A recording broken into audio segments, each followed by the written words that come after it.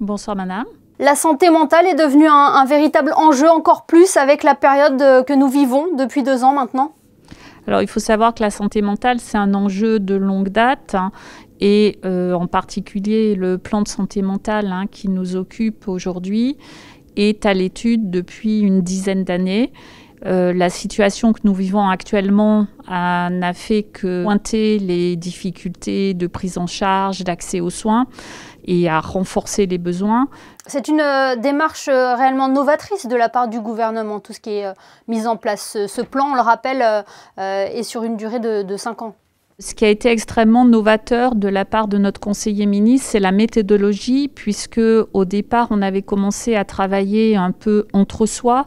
Et là, il y a eu réellement un élargissement à différents acteurs, à différents métiers, avec des ateliers de travail extrêmement riches, extrêmement participatifs, qui ont permis à la fois de valider les propositions et les demandes qu'on avait en tête et d'en faire émerger de nouvelles. C'est un plan qui a été mûrement réfléchi. Il y a déjà des structures d'accueil qui existent à Monaco. Quelles sont-elles ? On a beaucoup d'éléments, beaucoup de choses qui sont extrêmement performantes sur l'axe de soins. En particulier l'accès à l'hospitalisation qui peut être fait en urgence.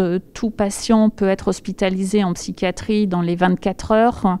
Les délais de consultation on peut toujours s'améliorer, mais sont relativement satisfaisants. Les conditions d'hospitalisation, les durées d'hospitalisation, les prises en charge pendant le séjour sont extrêmement performantes. Donc en termes de soins, on est déjà performant. En revanche, les axes d'amélioration, c'était vraiment la prévention et la réinsertion, la stabilisation, où là, il y a des chaînons manquants. Justement, docteur, comment prévenir, comment repérer une souffrance psychique ? L'idée dans le repérage, c'est d'associer les intervenants, les professionnels qui sont le premier contact avec ces personnes en difficulté. Il y a une grosse volonté de former ou d'augmenter le niveau de formation de tous ces intervenants, et c'est eux qui vont repérer éventuellement une conduite addictive, une souffrance psychologique. Et ensuite, en toute connaissance de cause, une fois formés, ils connaîtront mieux les filières de soins également. Oui, parce que ce plan concerne également l'addiction. C'est une nouveauté impulsée par le conseiller ministre, c'est de réunir dans un même plan la santé mentale adulte, la pédopsychiatrie et les addictions. Et il y a un gros volet addiction et repérage des addictions, en particulier chez les plus jeunes, qui est développé dans ce plan. Oui, l'accompagnement est essentiel, et ce, dès le plus jeune âge, docteur ? On considère que l'accès au tabac, la première cigarette, c'est 11 ans. Donc le plan prévoit par exemple, on a commencé à le mettre en place, une sensibilisation aux méfaits du tabac dès la 7e, dès l'âge de 10 ans.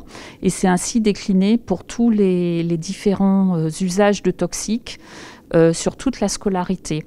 C'est important aussi d'avoir une prise en charge globale de cette souffrance.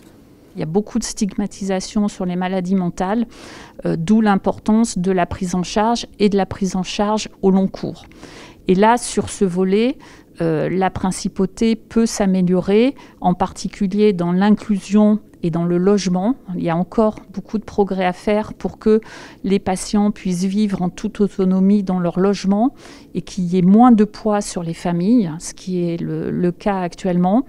Et il y a toute la réinsertion par le travail, où là aussi, on peut s'améliorer, où on a proposé des ateliers spécifiques pour nos patients qui n'arrivent pas, même avec un statut de travailleur handicapé, à être inclus dans la société.